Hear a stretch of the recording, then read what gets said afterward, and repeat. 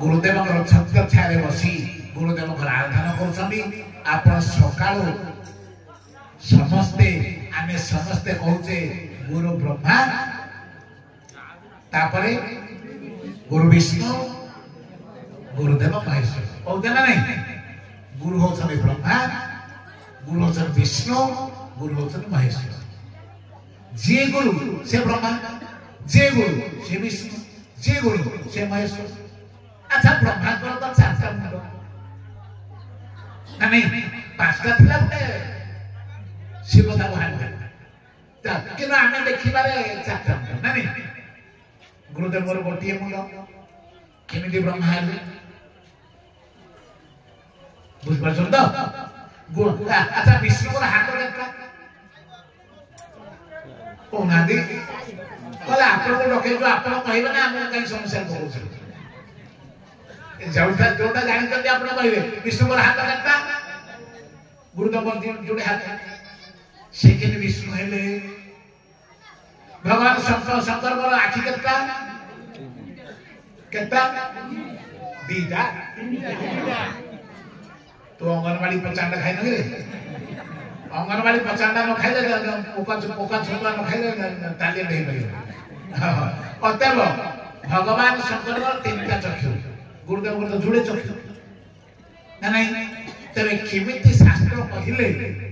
गुरु ब्रह्मा गुरु विष्णु गुरु महेश्वर संदेह होते ना नहीं शास्त्र प्रमाण करिवे गुरु ब्रह्मा विष्णु महेश्वर तेरे गुरु ते गुरु गुरु तो ब्रह्मा हेले ताकर चारिटा मुंड थिबा दरकार ना नहीं माने भाई तेरे गुरुदेव प्रथम मुंड होछि कोन सन्मुख सन्मुख गुरुकर गोटे मुंड सन्मुख माने प्रत्येक परिस्थिति को से मुकाबिला करि पारबा ताकर ज्ञान शक्ति एते प्रखर प्रत्येक परिस्थिति को से समीक्षा करि परिबे समाधान करि परिबे एवं सब बेले ताको सन्मुख रे भगवान ताको पाखरे संसार नाही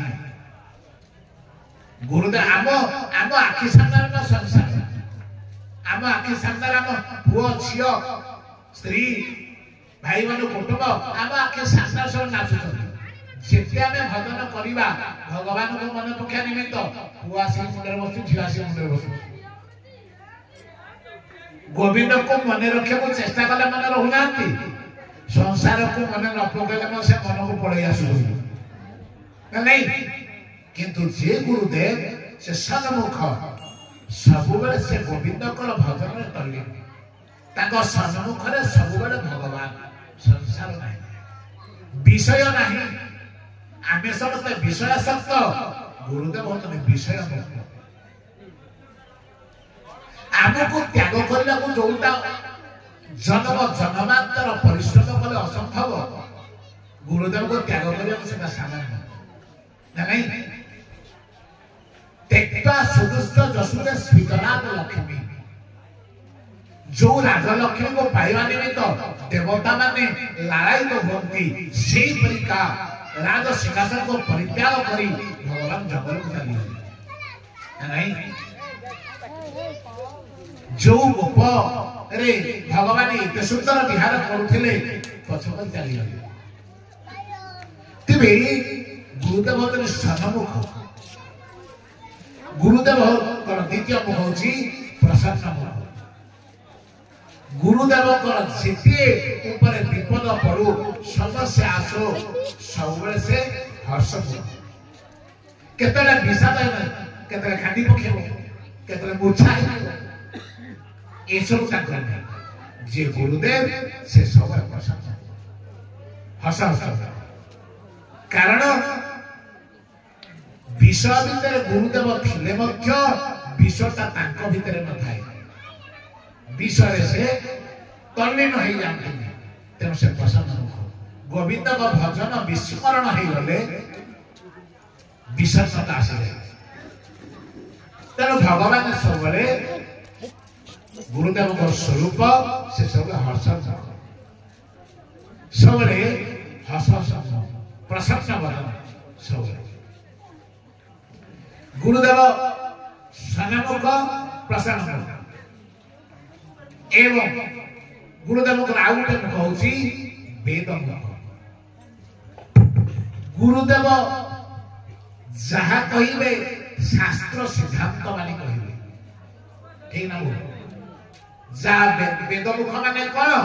आम प्रति गुरुदेव जहा उपदेश जहा बाणी सब शास्त्र सम्मत आमको विषय आनी गोविंद पाखे पहुंचे देवा निमित्त मुख दिन बाणी तेणु मुख्य मुख है वेद मुख वेद विहित कर्म सत्कर्म आमको सब गुरुदेव लिप्त रखा जहाँ असत्कर्म से निवृत्ति कराइबे एवं गोविंद अनुशीलन कर्म आमको से तत्पर करे सन्मुख प्रसन्नमुख एवं वेदमुख भगवान गुरुदेव आउ गोटे मुख हूँ सुखद गुरुदेव को आम देखला मात्र के आम मस्तक नहीं से भगवान स्वरूप अतएव गुरुदेव चारिटा हाथ गोटे है सुख